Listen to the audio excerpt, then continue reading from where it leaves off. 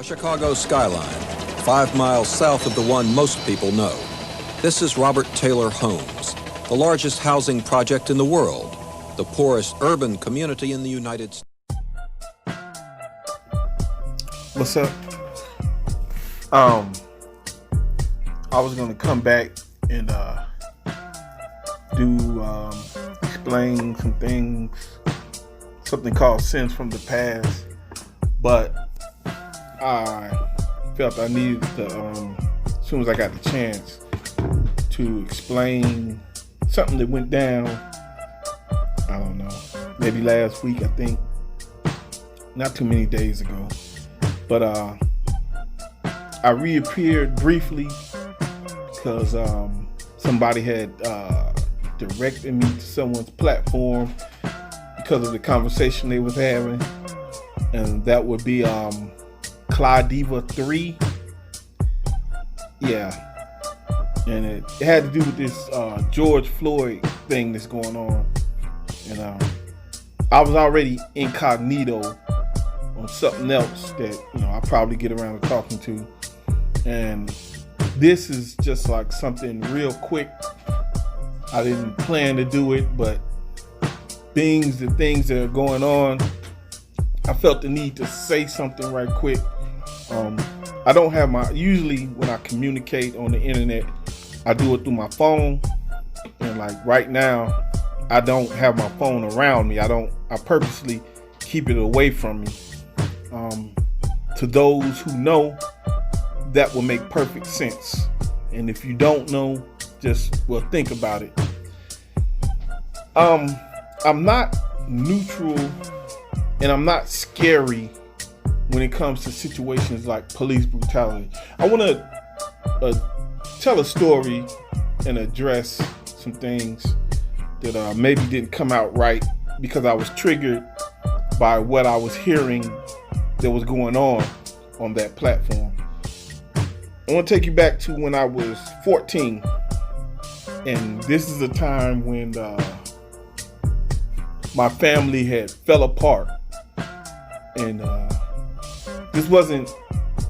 my family fell apart a few times, and eventually it fell apart for good, it seems, but this was one of the times it fell apart, and I ended up homeless, and it was me and my brother, and so, sleeping in parks and shit like that. But we decided to, sell drugs, to get on, get some money, things like that. So we started working in a heroin house. And we was, selling heroin. About this time, our family has started coming back together, so we had a place to stay. My mom had got a place to stay, but we were still working in this heroin house, and we worked 12-hour shifts. Anybody from Chicago would know Chicago street organizations, they were very structured and disciplined, and we worked a 12 to 12. That means we worked a 12-hour shift in a heroin house. So one day, we were leaving. Our shift was over. And I'll explain things like this in detail later, but right now, I'm gonna just go like this. So one day we were leaving because we worked the night shift. So one day we were leaving, our shift was over, and the house was on it was off of 47 in Wabash. This was close to the Robert Taylor Homes. And so we on our way, we leaving, and this detective car swooped down on us. And we were thinking to ourselves like, well, we don't have anything on us, so we straight. So these two white detectives got out, and they told us to come here. So we stopped and looked at them at first, like, what the fuck they want. But anyway, they grabbed us, threw us against the car, searched us, and just started putting handcuffs on us. So we was looking like, okay, they must know where we coming from or whatever. So they put us in the back of the car. This is me and my brother. Put us in the back of the car, and started driving off. Now, we had never seen these detectives before. Now, we had seen, different police here and there, but we never seen these two guys before. And they started heading towards downtown. So anybody who knows Chicago, they'll understand 47th, and they started heading downtown. So before we knew it, they started asking us questions like, how much y'all make a week in there? And the questions they was asking us, it was like they knew we worked in that heroin house. So obviously we started thinking, or no, I started thinking like, okay, these guys must have been watching us. We going to jail because, they know what we doing. So this went on for a good little while. They were asking us who we worked for, and we just kept saying, we don't know what you're talking about. And they asked us how much we was moving a shift, how much, dope we was selling a shift. We was like, we didn't know what you're talking about. And they kept looking back at us. It was like, kept saying, you gonna know in a minute. So we looking like, okay, we going to jail. They ended up driving all the way to the north side of Chicago. They pulled over in the alley, and I knew where we were at because we used to stay, my family used to stay on the north side. So I was familiar with the area they went to. This is over there by the Aragon Theater, over by Winthrop, a street called Winthrop. So I'm thinking to myself like, okay, and the way they were talking and taking the streets, I knew they knew the north side. So I'm thinking these cops are from the north side. So they pulled over in the alley, and they was like, okay, y'all gonna sell for us. And we looking like, the fuck are you talking about? We gonna sell for y'all. So it was like, either you gonna sell for us or you going to jail. So we kept with the story like, we don't sell drugs. No, they were like, yes you do. We know, I'm not gonna say the guy's name who we were working for, but they knew we were working for him. So they was like, yes y'all do. Y'all finna sell for us. Basically, what they wanted us to do was take their work, go to work for the guy, but take their work in there and sell their work while we were in there selling his stuff. We knew, nah, nigga, we gonna, you trying to get us killed, you know what I'm saying? That, but, so we just kept playing, we don't know what y'all talking about, we don't sell dope. So they started getting mad. It was like, look, now it's two detectives. It was like, we're gonna tell y'all one more time. This is what y'all gonna start doing. And we was like, we don't know, we stuck to the same story. We don't know what y'all talking about. So it was like, okay, all right.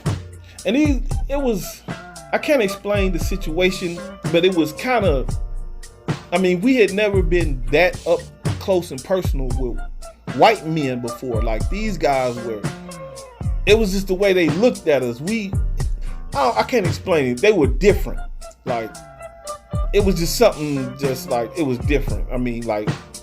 I can't explain it. But anyway, they took us to a police station on the north side, and they split us up. So when they split us up, they took me into a room, and it was a desk in there, and there was another guy in there. He wasn't a police officer. He was a detective too, by the way he was dressed. And I remember this, like he looked like one of those guys off Law and Order, one of those police officers off Law and Order. So when they split us up, one detective went with my brother, one went with me.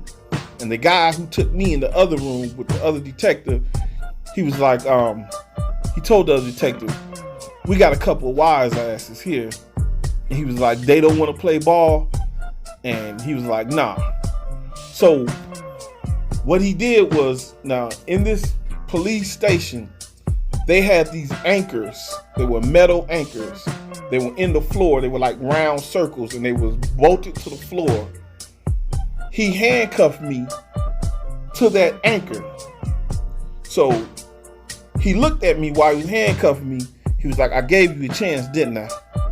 And he kind of like slapped me in the face, like, he was like, Oh well.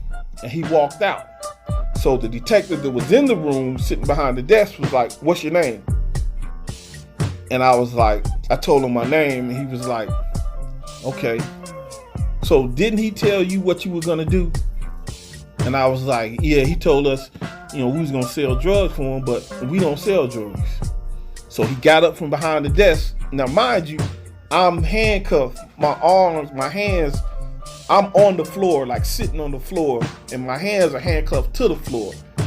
So he walked over there and was like, when we tell you to do something, you're gonna do it. You're gonna learn that. And he got to stomping me. Actually stomped me to sleep. I woke up. I don't know how long I was asleep. I woke up and the other guy who brought me in there was in there. And I remember like getting my vision back and looking, and I seen both of them. The guy who stomped me to sleep, he was back sitting behind the desk, and the guy who brought me in there was standing by the desk. It was like, I can't remember what they were saying, but I know they were laughing and joking. And then the one guy was like, yeah, something, his brother got the same thing or something he said. I can't remember exactly. But the one guy was like, why do you go on the south side and get these? Something he said, like basically like, stop going on the south side to get them. We got enough over here. And then he was like, yeah, but I want some of that action. So the guy told me, the guy who brought me in there came and told me, we're gonna let you go. What you're gonna do is tell, say you're 18. That way we can take you to the county jail and you can I-bond out. That means an I-bond is bonding out on your own recognizance. So I was like, no, I'm 14. And he was like, did you hear what I said? Just say you 18. That way you can bond yourself out and you can go home. Otherwise, you're gonna sit in juvie. So at this point, I was scared. I didn't know what the fuck, I didn't know if they were trying to tell me to say you 18 to trick me. So I was like, nah, I'm 14. So it was like, yeah, he's hard-headed. He just don't get it. So he was like, yeah, whatever, fuck him. The other guy, the one that was sitting behind the desk, was like, yeah, whatever, fuck him. Let him sit there. So they took me to juvie, where I said, my brother, he did it. He said he was 18 so he can bond himself out. But me, I didn't know if it was a trick or not.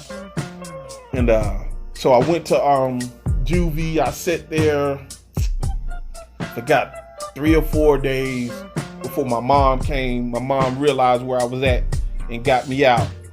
And yeah, my face was all fucked up and shit. I got back over to the Robert Taylors, and all the folks seen me and shit, and my brother had told them what happened. And they was like, damn, folks, that's fucked up. So we told them what they tried to have us to do. Now, my mom, she filed a complaint with Internal Affairs, and they basically dismissed it. They did a phone interview with us, and they was like, they kept trying to say that we were saying the guys who arrested us beat us up. And I was like, no, the guys who arrested us didn't beat us up. It was another detective they handed us off to. And they just kept dismissing it. So my mom forced us to go to court on it. And so we went to court, not for the them jumping on us. They made up a some type of, they said we had knives on us or some shit. They put it in there like they arrested us and they caught us with these dangerous weapons. It was knives. We didn't have nothing on us. But anyway, they threw the case out. But I tell that story to say this. I'm never neutral when it comes to police brutality or anything like that. I mean, I see a lot of things going on today that is shameful. Like, brothers don't want to stand up. I mean, like, maybe Chicago, coming out of the projects in Chicago, a lot of us are different breeds. We done fist fought police before.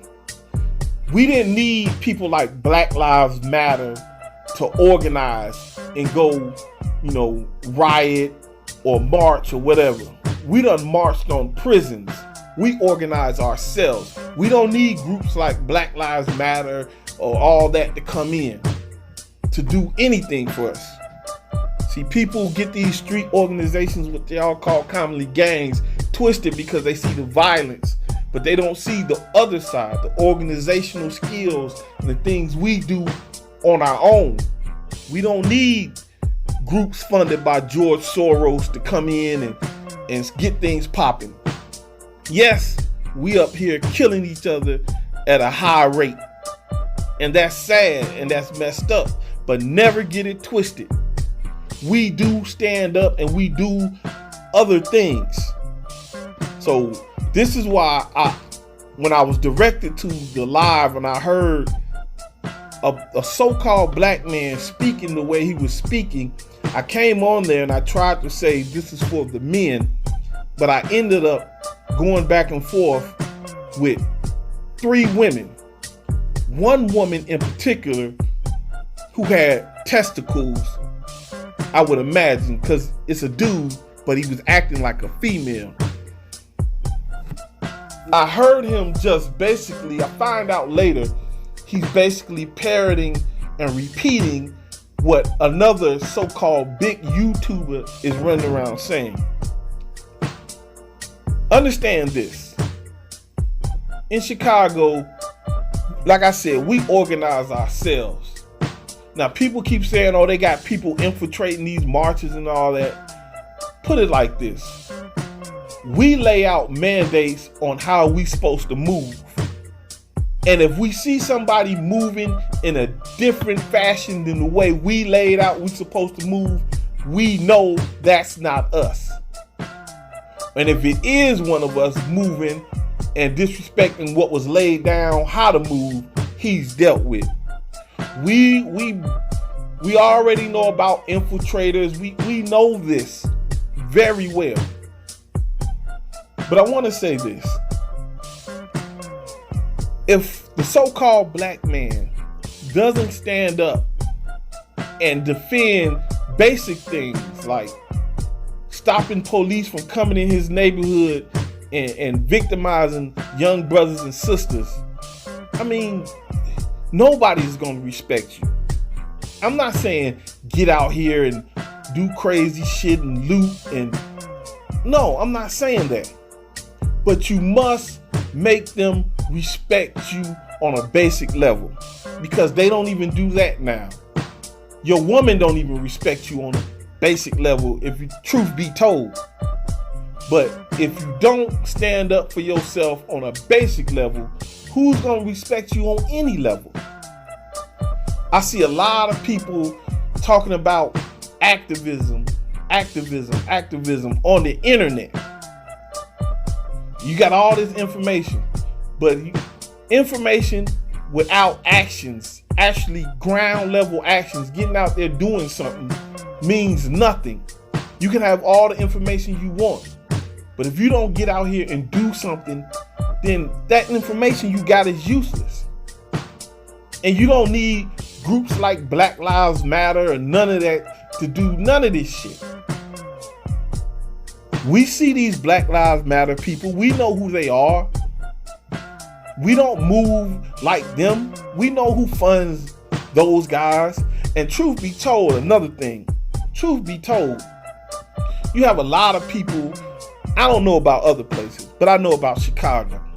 You have a lot of people burning down their own properties. You have police participating in these looting, taking things, blaming it on rioters. You have a lot of elements going on up here. So when you see these things on the news and see these bombed out stores, you gotta think to yourself, who's bombing them out? And that's not all. You have police committing other crimes, taking advantage of this situation, committing other crimes. So don't be so quick to look at the news and then come back and say, look at what these people doing, especially the youth. That's what got me triggered in the first place. somebody on the internet downing the youth, ain't out there, claim he ain't going out there, but downing the youth, the ones who out there trying to do right. Now I understand all this marching and all that didn't get us anywhere in the 60s, truth be told. Anything that we got from those movements back then had to be fought for, and we got it through blood. I understand that. And as long as I'm out there and I'm not trying to harm my brother, hurt my brother, or do anything like that, I feel like I'm in the right. I'm not out there purposely going looking to steal or anything like that. I'm out there telling these police, look, we ain't finna have this shit. I'm in the right. So if I'm fine if something happens to me and I'm out there on that tip. I'm fine. I'm gonna defend myself the best I can. But if something happens, let it be. But see, this is the mentality that brothers don't have no more. They got you chasing the bag when you don't even have self. What good is a bag and they don't respect you? You can have all the bags you want, but you still ain't got respect. This same guy I got into it with on this platform turned around and told somebody else that he'll make them a George Floyd. But this is a person that these women on the panel were listening to and agreeing with. He turns around the next day and tells somebody, I got the clip. Somebody sent me the clip. They chopped it and sent it to me, and I listened to it. He turned around and tells somebody else he'd make them a George Floyd. This is a so-called black man. But this is how people play games on the internet. But I got to get out of here. I didn't want to be this long with it. But just know that I'm never neutral when it comes to things like police brutality, and I'm not stupid. I understand what's going out here on the street level.